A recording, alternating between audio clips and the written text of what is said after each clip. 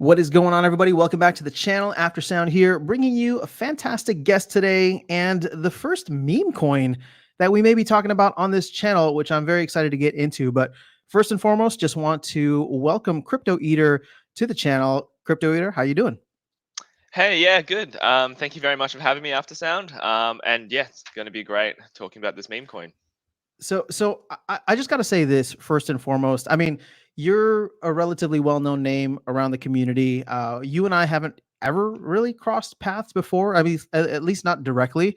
But I just Yeah, want to say that I always appreciate the things that you have done for the community. I'm not talking about the push and shove token, but just the way that you've approached proposals, kind of just the sentiment that you've carried around within the community. So I just want to say that this is exciting for me to actually chat with you. We've never had a full on conversation, but I'm very much looking forward to it and excited to see where this project goes specifically.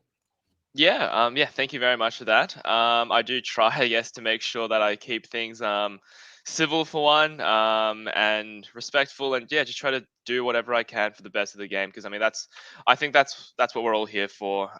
Everyone, people get a bit passionate, but I think at the end of the day, I try to remind myself that we're all here, we're all passionate because we care. So yeah. Exactly. Yeah. So before we actually jump into this, I think it would be important or even just helpful, maybe even entertaining for people to know a little bit more about your backstory with Splinterlands. Yep. Just how long you've been in the game, what got you into it, what makes you excited about it, and then we can jump into why push and shove. I think could be really fun for, really fun for the project overall. Yeah, sure. I'll try to keep it short, since I have been here since pretty much the first week of launch, May 2018.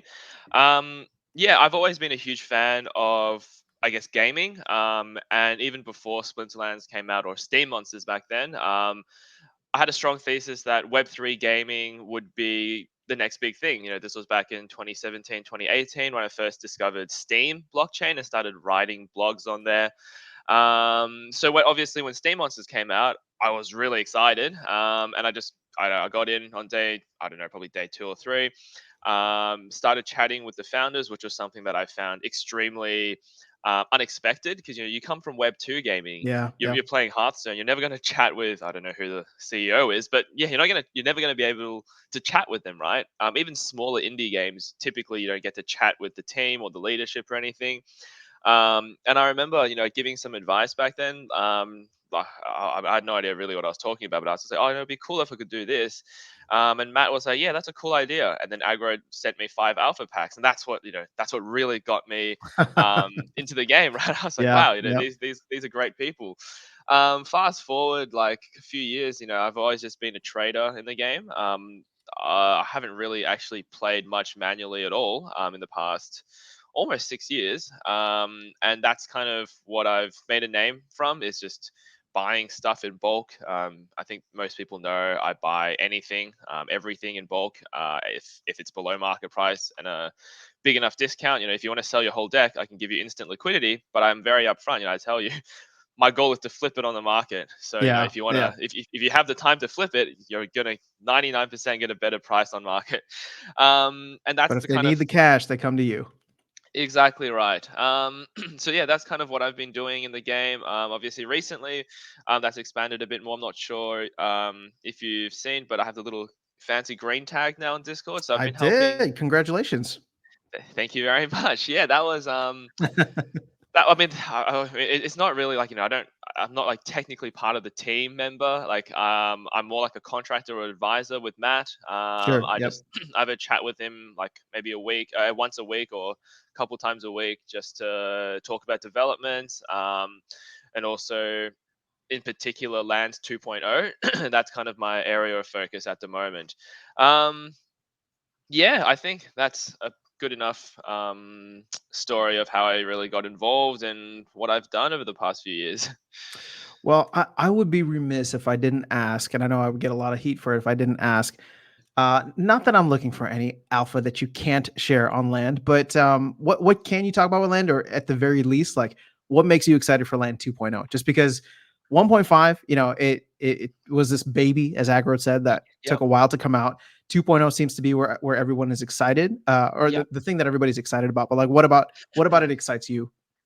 Yeah, so my vision for Lands since 2019, when Lands was first produced, so it's always been around the player owning the means of production, essentially, right? The idea has always been that the company will produce the intellectual property, the balancing, they'll basically be able to create these in game assets, but the company shouldn't be selling it per se, right? It should be the players who are creating them or minting them through Lands and then essentially setting the price and then selling it. So my I guess my vision for a very long time, and this isn't under an NDA because this was before, even before I started working with the team. My vision has always been to create an ecosystem where players are the ones who ultimately dictate the market. Um, the team can create the creative aspects of it, but the economic side of things should always be in control of the players. Back in 2019, we didn't have a DAO, but now that we have a DAO, it makes the whole process much easier because one of the biggest problems was always if the community or if the players create these assets, where does the company earn revenue from? Well, now we have the DAO. The DAO can simply contract the company, um, and that's where they can earn their revenue from. And then the players will retain full control of the actual asset ownership. So that's like what I'm personally most excited about for Lands. However, the current working dynamic is definitely obviously Matt is the lead. So he comes up with his ideas. He comes up with his, I guess, the 2.0 white paper. I'll give advice on it. I'll be like, actually, this might not work, or it might be better to do this.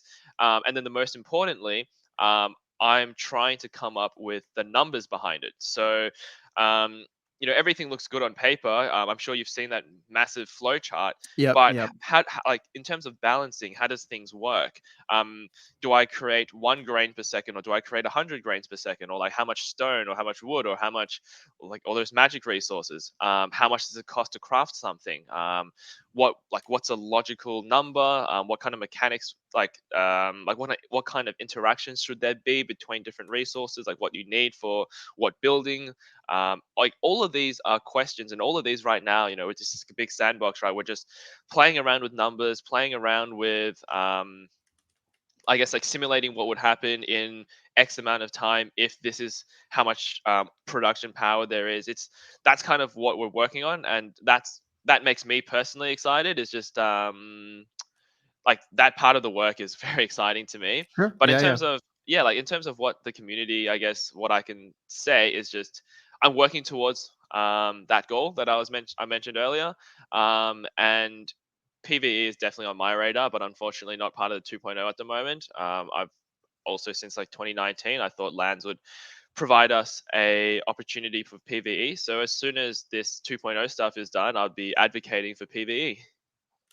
Very cool. Yeah, I know there's a lot of folks that would like to have some kind of PVE uh just aspect to the game. So hopefully you're able to make that happen. But I appreciate you sharing what you can. And like I said, land has been interesting for me, but I think it can be so much more interesting, and that's what I'm hoping 2.0 will bring us. Yes, yes. Matt always says, he wants it to be like Civ 5. I Hmm. always say that actually, that's a bit too complicated. I don't know if the average player can handle all that. So we're kind of trying to strike a balance between something that's unique and fun, but also manageable. Not too much of a steep learning curve. But yeah, we'll see. We'll see. Gotcha. All right. Well, we've done enough of an intro and side road here, so let's actually get into what the people want to hear about, and that is your project here, the Push and Shove token, which is under the ticker Push. And as I said to you before we hit record, I'll repeat it again. For me, I've never gotten involved in any kind of meme coins. I think I bought a little bit of Doge back in 2021 just to ride the wave and see how it goes. But most of the time, I see meme stuff popping off, and I steer clear because to me, I feel like if I'm hearing about it, it's a little too late, right at that point. Yep. So obviously, there's a stigma, at least for me, and I'm sure many others about on like meme coins, but they do have an interesting place and an interesting history within the crypto ecosystem. But what I love about this is you've really thought this through in such a thorough way. And we'll get into more of the details here, but I just want to say I was very impressed with not only the thoroughness and kind of the detail in which you put into all of how the tokenomics are going to work, but then how responsive you've been and all the changes that have been happening. And you move from like a bot to a scholar and all these different things. You're getting a lot of community feedback. So this is almost taking a life of its own Yep. as a sub community of the Splinterlands community, which is really cool because there's a lot of people excited about it. And at the end of the day, I think what makes me excited about it is the fact that it has actual utility. This might be the first meme coin that has actual utility for a real working, thriving game within the crypto ecosystem. So we can jump into all the nitty gritty details. But if you want to give people that may have no idea what this is, just a quick kind of like overview, and then we can jump in. I have some specific questions, and I think it might be helpful. I know you've gotten a bunch of questions, so maybe if you have some FAQ that you'd like to share with folks, but just an overview first. Yeah, sure. So I guess just to start with, about the whole like meme coin idea. I've personally never been a fan of meme coins throughout all the other previous cycles. Um, However, recently, this is just in the last few months or so, I've realized that a few things, I guess. So the first thing is, I'm not sure if you also know, I'm trying to launch my own DeFi project as well. So Is that a that's Qualis? been. Yes, correct. So Yeah. I've been working Well, on Aqualis. okay. Sorry. Yep. Yeah, yeah. I've been working on that for about a couple years now. It's almost ready for launch. However, I realize I have no clue what I'm doing in terms of marketing, and that's what ultimately kind of led me to explore meme coins. I realized that the essence of a meme coin is, community, marketing, exposure. That's all it is, right? You say that this is like the first meme coin you've seen with utility, and although I have seen some others with decent utility, I can say that 99% of them, or probably more than 99% of them, are completely useless. However, they still manage to command things like $1 billion market cap, and it's just crazy, right? And I wanted to explore that phenomenon, like how does this Mhm. actually work? Um, and it seems to be coming from like almost like a cultish behavior, that stems from like marketing exposure. It's a bit of like a flywheel effect. I know Splinterlands, we love that term, Yeah. but it really is, right? It's like, you get exposure, more people jump on board, more people jump on board, more people, buy the token. And if you buy the token, there's a saying, you need to work for your bags. So people start promoting it for free, and then you just have a whole bunch of community members promoting your coin for you, gaining more exposure. And it's just, yeah, it really is a bit of a flywheel effect. And I honestly personally think that I guess the biggest narrative is price.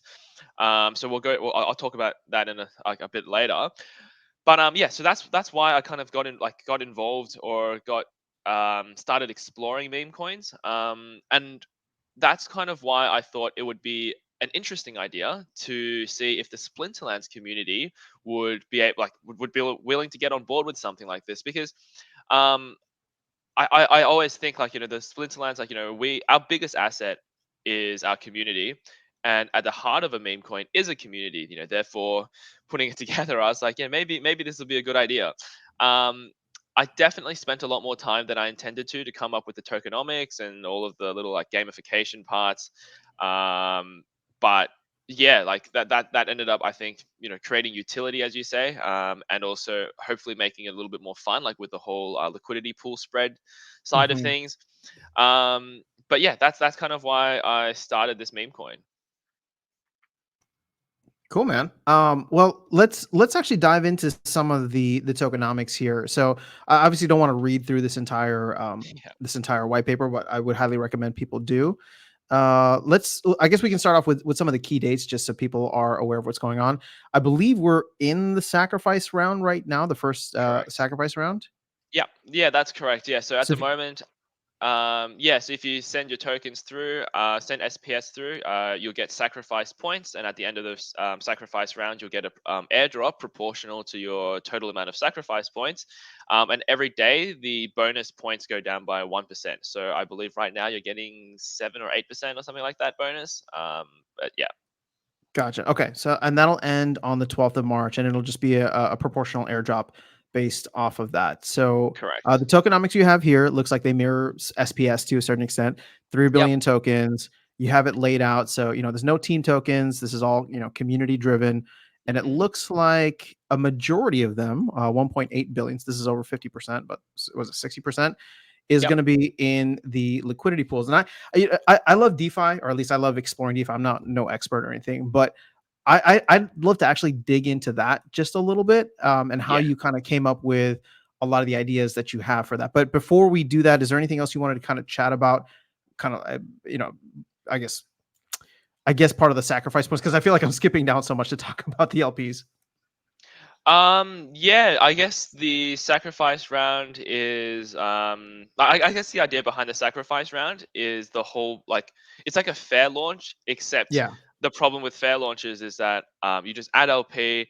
Insiders know when an LP is going to be added, so they buy first. Sniper bots are going to buy even probably before founders, and then you end up with a massive difference in price because the liquidity is so low. If someone buys like $300, the price will probably go up by like 20-30%. So Hmm. it depends on, of course, like what coin, how much liquidity. So like the first person who buy might end up paying half as much as the second or third person who buys.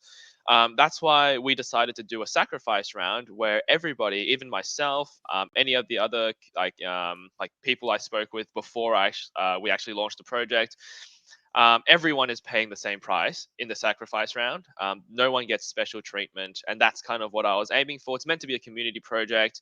I even say in the white paper, like, there's no team. Like, I'm the one who I guess came up with the idea, but I don't really consider myself to be part of the team. It's like I just think of it as maybe I'm a contractor, or it's just I'm putting this out to the world, and then it's like fair game, right? If anyone wants to take over management, go for it. Like the only part of management there really is just which wallet controls the liquidity pools. I think at some stage in the future, when this, or I should say, if this gets big, um, I would like to see it in some kind of multi-sig. I don't mind having a few other people, some other trusted community members involved in this project. We could have 5 people, and then every transaction would have 3 signatures, for example, to actually approve, just to make sure that this isn't under control of one person. But yeah, these are all just, sorry, a little bit sidetracked, but yeah, sorry. Let's No, get back no, on that's topic. that's fantastic. Okay, so let's actually jump into the DeFi stuff, or as you Yeah, say, for the DeFi nerds. Now the thing is, this is actually quite in depth, and I'll be honest. Some of the stuff I just want to understand. If you could break it down and like explain like I'm five for anybody who's not familiar with DeFi but wants to understand what you're doing here, and yeah. then and then we can kind of get into the nitty gritty about it. Yeah, absolutely. So this actually comes from the fact that in PancakeSwap or Uniswap, like PancakeSwap is basically a fork or like a copy of Uniswap, and in their version 3, they allow for something called concentrated liquidity. So for anyone who's gotten involved with DeFi before, and you've added liquidity, you'll notice that you always have to add half and half of your assets. So if you're adding liquidity for, let's say, BNB and SPS, you need to have half your value in BNB and half your value in SPS. So this basically creates a pool that is completely linearly spread out throughout the whole spectrum, and also goes from 0 to infinity. However, what what I guess PancakeSwap v3 allows us to do is set the liquidity range. So let's say I have SPS, and I think the ratio of SPS to BNB is going to be, let's just say, 0.1 to 0.2, right? What this allows us to do is basically set the liquidity between a certain range instead of providing liquidity for the entire spectrum of prices from 0 to infinity. Um, and this basically means that what we can do here, this is, I mean, I've actually never personally seen this before, and I came up with this idea kind of like late into the like idea development for this meme coin. I thought I thought this would be pretty fun. Is that what we can do is we can have natural resistance points and natural, I guess, like volatile points for the coin. And this is all done in a way that is open to everyone. We don't have any like secret market makers behind the scene, which a lot of meme Mhm. coins do. All of this is transparent. So the community knows, okay, the price is at, let's say, approximately 200% above the launch price. We know that between 200% to 400% of the launch price, there's going to be 50 million push tokens added within that liquidity. So it's going to be relatively thick liquidity. It's going to take a fair bit of money to actually push it from 200% to 400%. And then let's say it actually gets to 400%, people will know that, okay, there's very thin liquidity between 400 to 500%. You'll notice that there's no, I guess, layered liquidity between 400 to 500%. Hmm. However, we have added a infinite range liquidity at the very start as well. So what that essentially means is that there will be liquidity for this coin at every price point. So this coin's price can technically never reach zero because it does go from zero to infinity. You can pretty much sell as much, like even if someone holds the entire circulating supply of the coin, and then they sell all of it, it's not going to reach zero. So that's what the infinite liquidity is for. So we can always trade at any price range. And what the additional liquidity there is doing is what I mentioned, is the added I guess the added like stability or volatility.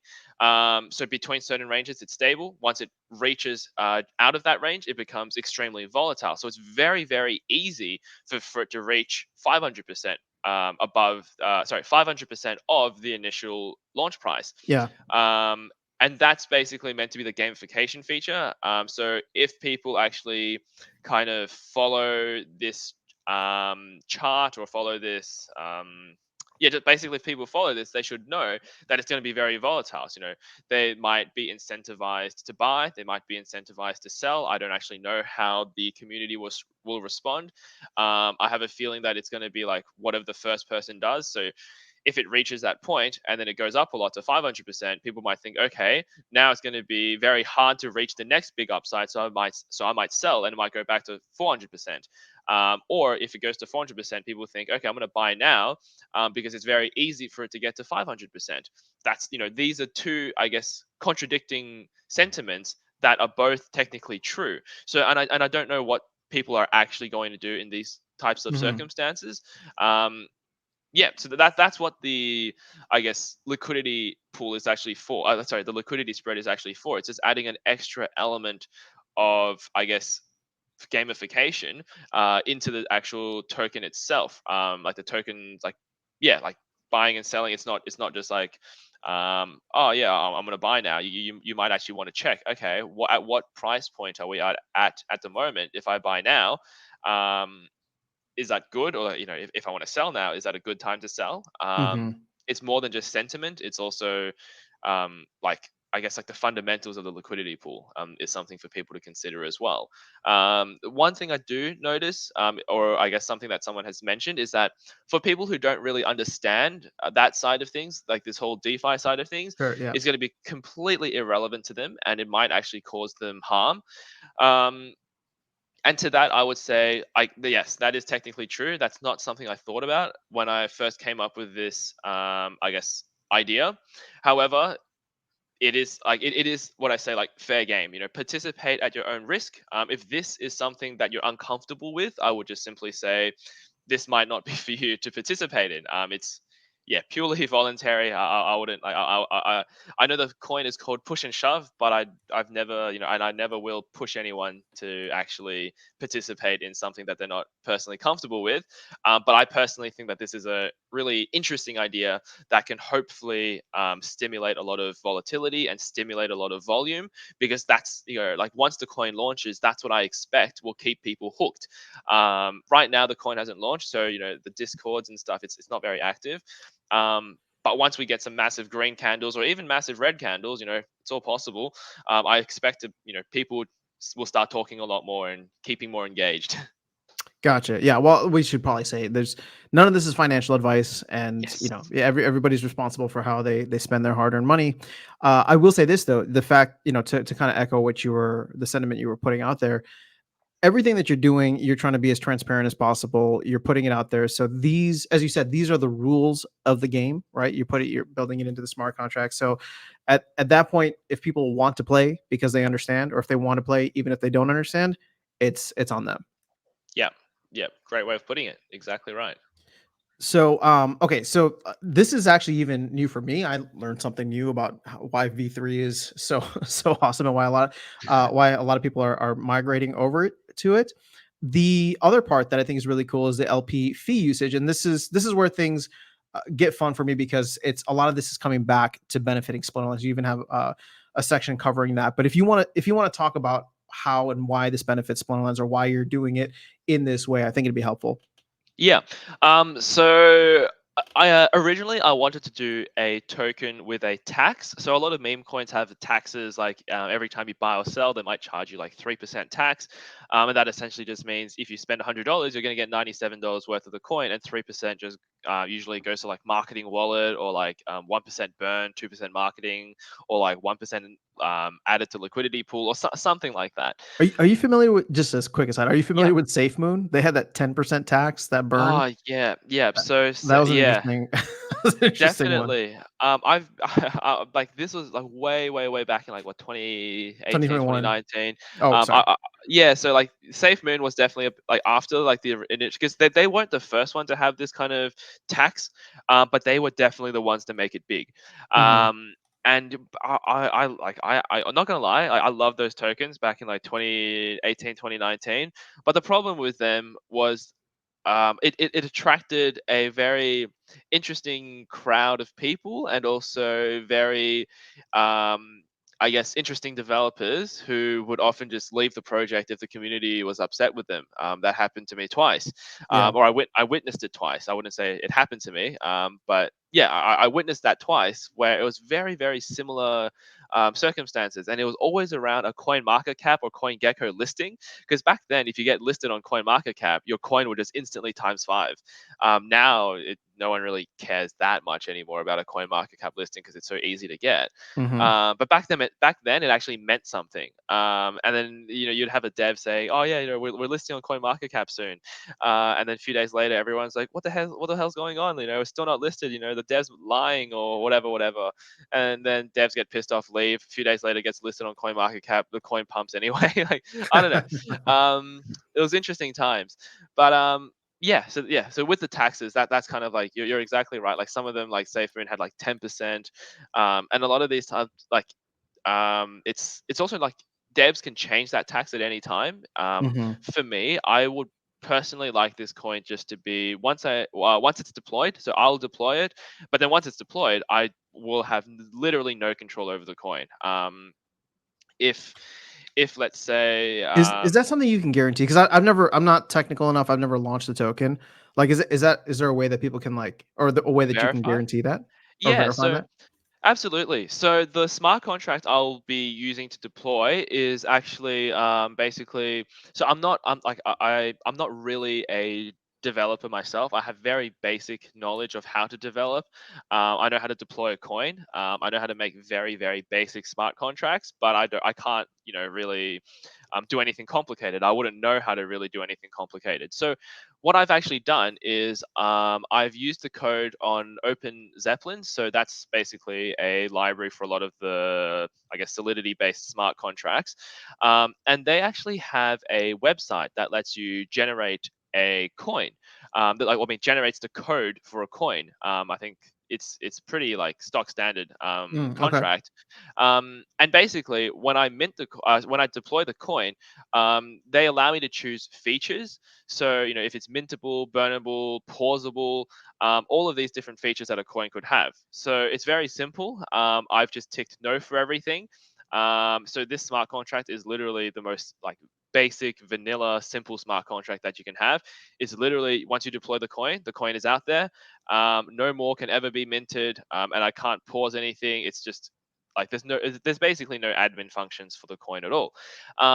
Once it is deployed, I'll verify the smart contract. What that essentially means is that you'll be able to see the smart contract code on BSC scan. And anyone, I guess, who has done any level of Solidity development will be able to read the code and probably to be able to verify that I have no control of anything over this coin. Yeah, that's probably the best I can do. Yeah, That's awesome. Because again, like I didn't know. I'm learning a lot of this stuff as you're saying it. So that's actually pretty cool. I didn't realize that. But getting back into the LP fee usage now. So this is where, like I said, this could be a lot of utility. So yeah, obviously there's going to be a 1% fees. It looks like 100% of any push is going to get burned. So we're going to have somewhat of a deflationary token here. But yep, then because of the way that you're splitting it out into the different pools, you'll be earning SPS, you'll be earning ETH, and you'll be earning DEC as well. And each of those has a different function, at least in terms of what you're planning to do with it. So I don't know if you want to just go quickly into that, Yeah, sure. or the thought process behind that. Yeah. Yeah. Okay. So I guess it's just like it's just what's most logical. So push tokens, in my opinion, is going to be what's going to be earned the most because obviously every liquidity pool has exposure to push, and every time someone sells push, we actually earn a fee based on the amount they sold. So every time someone sells push, technically they're actually helping us permanently burn push tokens. So there's no shame in selling. Yeah, that's all. I guess you could say you're helping the community by selling. Yeah. That's just, I guess, one narrative. But yeah, so that's kind of why we wanted to just straight up burn all push tokens. I guess that's it also helps the community. It's kind of like when you see a massive red candle, people can have solace in knowing that actually a massive red candle means a lot of push tokens were just permanently burned. So it's kind of like a bittersweet feeling. I like this isn't the only project that does this. This isn't an original concept. I've seen other projects who do this, and it's definitely a bittersweet feeling when you see a massive red candle. Yeah, I guess it comforts me personally knowing that every time that happens, tokens are being burned. So that's why we have decided to do that. The reason we are using SPS as the liquidity pool token to add is because I guess I'm personally bullish on SPS, and I guess it's Hmm. because when we add liquidity, it's essentially putting this token out of circulation, right? The more SPS we add into this liquidity pool, the more SPS is out of circulation and basically utilized for something else that isn't staking or Splinterlands like native LPs or sold Yeah. or whatever. It's basically put into an ecosystem where it's just sitting there idle, doing nothing until someone uses it to be, I guess, sold into. And yeah, so that what that is like that's why we want to have as much SPS as possible in the pools. So that's the first part. And the second part is I treat push tokens as basically a ticket. Um, and that ticket allows you to get SPS out of the liquidity pool. So if you have SPS, you can exchange it for these tickets, and then if you have these tickets, you can then exchange it back for SPS.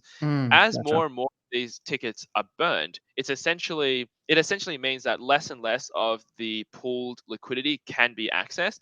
So although we're not technically burning any SPS, but it will come to a point where there is there is enough liquidity in the pool that will always have SPS remaining. Even if 100% of people sold all of their push tokens, we're still going to have SPS remaining. And to me, that's as good as burned, because it basically means that we're never going to be able to get this SPS out of the pool. Yeah, Um, uh, they're yeah. locked in there. Again, is that a contract that's set up where you can't tamper with it at some point? So that was the thing I was just going to mention is that unless I remove liquidity. So if I remove liquidity and Okay. I guess like I rug, then anything's possible. But that's also why I would like to set it up as a multi-sig as soon as possible.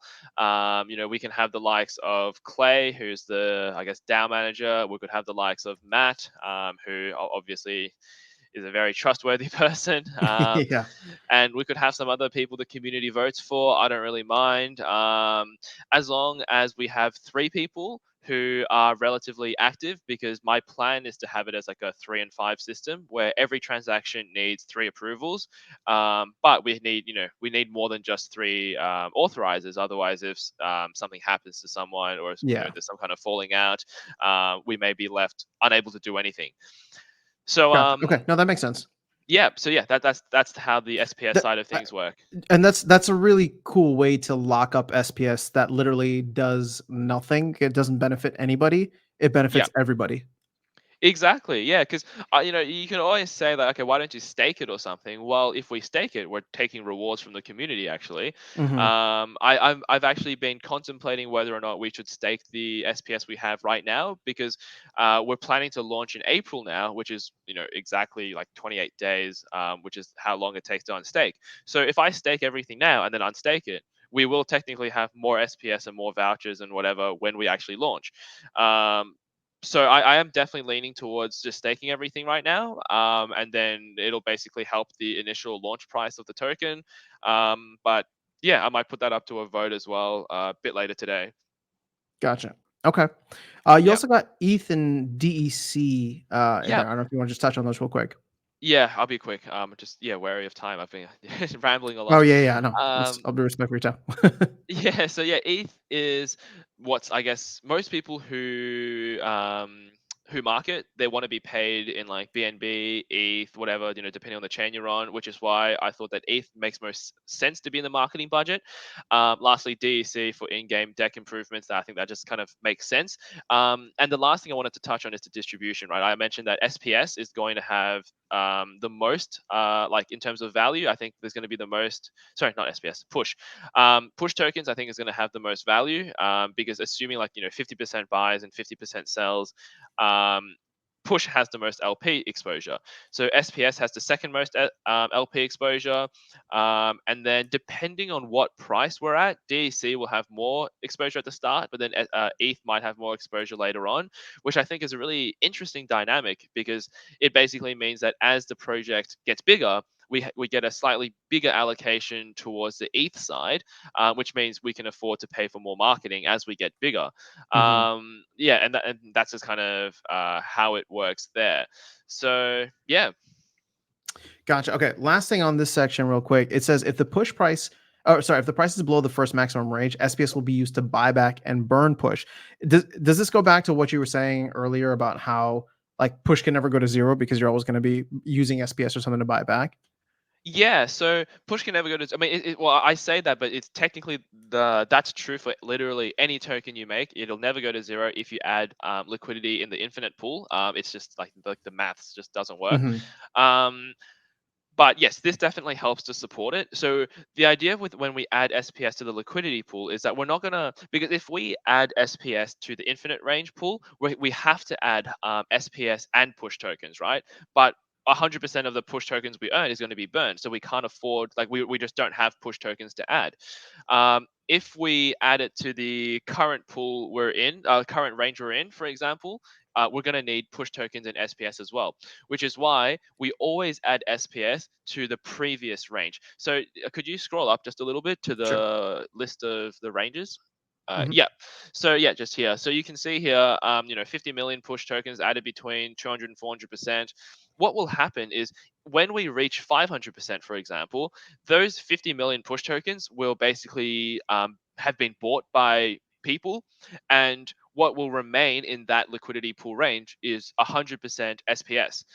So what we can do is then we can add liquidity into this pool, and the smart contract will only ask for SPS because we don't have to match it with any push tokens because there's no push tokens left in this range of the Mm, liquidity. gotcha. Which is why we want to be able to just add it to the previous range. And what this also means is if let's say the push token price falls back to between 200 to 400%, there's going to be more buy pressure. So let's say it might have it might have taken 50 million push tokens to go from 200% to 400%. But if it reaches 400%, you might need to sell 51 million push tokens for it to go back down to 200%. So that's what it means by increasing demand. Yeah. Gotcha. Okay. Look, I want to be respectful of your time. This always happens to me. I get so in the weeds, like Yeah, no, with no every worries, live no stream, worries. things I'm just happy go. to.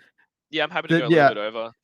So let's just do this because I think there's a couple of things that we didn't get a chance to touch on. The first of which is the fact that you will have well, it was a bot, but now you're going to have a scholar playing. I don't Yeah. know if you've decided on that or if you just want to touch on that real quick, and then any other kind of like thoughts you want to give on marketing or the future of the project, and then we can wrap Yeah. up from there. Sure. So yeah, just regarding the bot versus scholar thing, I've always been I think bots like in general are very scalable for the game. I think that bots are very important. I've personally, as I mentioned, I've never really played the game. And which also means I've never spent money to build a deck. However, when I started botting, I've always been like, since the start of the game, I've been a huge hater of bots. I guess I was like, yeah, I'm never gonna bot. That's terrible. And then one day Mhm. I was like, screw it. SPS is so high. I want to earn some. um, And yeah, and I'm like, wow, this is actually really fun because it's more like an idle game for me, right? I treat it as I get that satisfaction as well with seeing my rank increase. It drives me to build a better deck. It drives me to buy cards from the market, which I've never done before. You know, the like I buy stuff in bulk. You know, why would I buy at a market price if I could buy Sure. stuff Yeah. in bulk, right? But this actually drove me to buy cards off the market, build my deck, try to improve. I love soulbound cards. I'm because I'm not here to farm the rewards or anything. I just want to improve my deck now, and that's all thanks to botting because I just don't have the time to play consistently every day to make sure my energy is optimized and all that. So yeah, I personally think botting is definitely like it scratches an itch for a different type of audience. Ideally, there would be a bot only league and everything else would have humans only, but then there would be problems with match. Sorry, there'll be problems with match liquidity. But yeah, if the game gets big enough, that's not going to be an issue. Um, but yeah, that's why I think bots are extremely important. Like like player operated bots. Sorry, like player used bots, like not operators. Like I don't have to know how to code or anything. I would love to have just like a third party service, even if it's like inbuilt into the Splinterlands game. You could Hmm. just that's kind of what I would like to see. But yeah, that's why I think botting is important. That's why I personally wanted to use a bot at the start. And then plus it's also much easier, right? The whole scholar situation, Yeah. Yeah. it was a bit hard, picking the scholar. There's yeah, It's like a job interview. yeah, exactly. Um, so yeah, we've picked a scholar now. They're in their trial phase. I think they're doing pretty well. So I'm probably announce the scholar soon, and then they can just keep on doing it. Um, but at the same time, people did mention it's a community project. Having a scholar might bring a bit more of a community feel to it. A lot of people don't like bots. A lot of people don't like Xbot in particular. So it was just too much, I guess, of a hassle to use a bot. It was using a bot was meant to be the easier option. So we decided I'll just like put it up to a community vote. Whatever the community votes for, I'll just do. Community overwhelmingly voted for a scholar, so we have a scholar now. Yeah, so that's kind of regarding the scholar versus botting question. Um, Regarding the marketing side of things, so I personally think, as I mentioned before, that price or just volume or just anything like that, that's the biggest narrative we can Hmm. we can kind of make, right? Because people say that narrative, like, is it narrative follows price or price follows narrative? Well, I'm a big believer of narrative follows price. If the price of something goes up, everyone's like, yes, this is the future. But if it goes down, then everyone's like, yes, this is garbage. Even if it's the same thing. Think Solana. So um, yeah, that's why I think price is definitely the biggest factor in all of this. We can't really like because like in terms of like legal side of things, we can't just be like, yeah, buy the token, push the price ups. We can't like I'm not here to force people to buy it. I'm not here to like incentivize people. I'm not here to like, yes, you need to or you should buy this token. You need to. This isn't stuff that we can really say. And I know a lot of projects do, but like I feel like it's unethical as well. I don't want to like coerce people into buying something they Of don't course. understand. Yeah. But at the same time, I think price is important, which is why we've come up with all of these kind of neat mechanisms Hmm. that should hopefully support price. And because we have these mechanisms that support price, I'm personally hoping that people will feel comfortable putting their hard-earned money into a project like this, because they're like, okay, even if it goes down, we're burning tokens, and if it goes up, then obviously they're laughing anyway. Um, so yeah, that's kind of like one side of the marketing. The second side of the marketing, of course, is AMAs, Twitter Spaces, ads, all of these like kind of more traditional Web3 types of marketing. I feel like that's very important. I feel like going on, for example, coming on a show like this with you, just spreading awareness. I feel like that's very important. I'm hoping that at some point it won't be just me talking to yeah, it won't be just me. Other people in the community, take it upon themselves to go onto random shows or go onto some random Twitter space or whatever, talk about the coin. Because at the end of the day, it's all community owned. No one needs permission from me to talk about the coin. I am just a community member, as I keep saying. Hmm. Um, So yeah, that's kind of what I would like to see for marketing. Right now, we're also trying to make a website. I've been trying to ask people to do one. Obviously, it's a bit hard to say, "Hey, mate, can you make a website for free?" Um, because we don't want to be paying for too much Of if course, yeah. we don't have to. But it might come down to some kind of sacrifice points as incentive, because yeah, we want to make something decent. But we already have had one community member who's come out and said, he's not very tech savvy, but he's happy to create something for us, if no one else takes up the job. So, I'm very thankful for community members, who are willing to put up their time and effort, to just basically help get this thing launched. Yeah. Yeah, yeah. Well, this, like I said, the sub community of this project seems to have taken a life on its own. And I'll give a shout out to DJ real quick as well, since he's the one that connected us. Yeah. But yeah, man, like I said, I'm excited to see where this goes. Obviously, there's a lot of bullish sentiment right now. Bitcoin's, within striking distance of a new all-time high. ETFs are eating up a lot. The rest of that, rest of crypto is looking like it's going to be fun. And I don't know. Mhm. It's exciting times ahead. But like I said, I wanted to be respectful of your time. I appreciate you taking the time to come on. Do you have any final thoughts or anything you want to leave people with? And if you don't mind, just out of curiosity, if you're willing to say, what are your expectations on what the launch price will be? Yeah.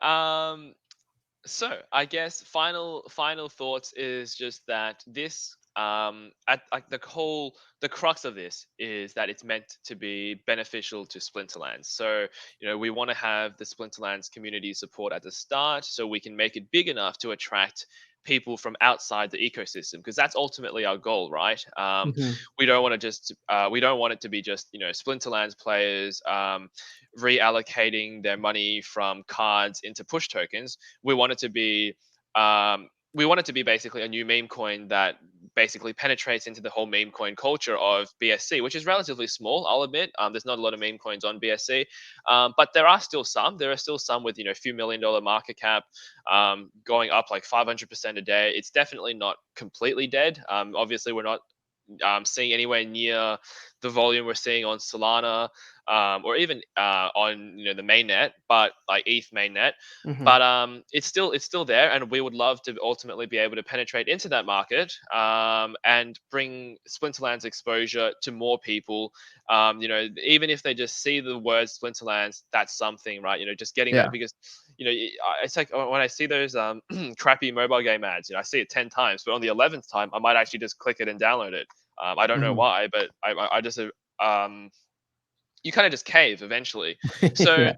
yeah, any exposure is good, I guess. That's kind of the goal. And then even if people don't actually play Splinterlands, even if they just simply buy the push token for speculative purposes, um, and they might not even understand anything. They might not even read the docs or the white paper or anything. They might just buy it. Well, if they buy it, they're essentially buying SPS, a little bit of DEC, and a little bit of ETH. So that's all beneficial for the ecosystem.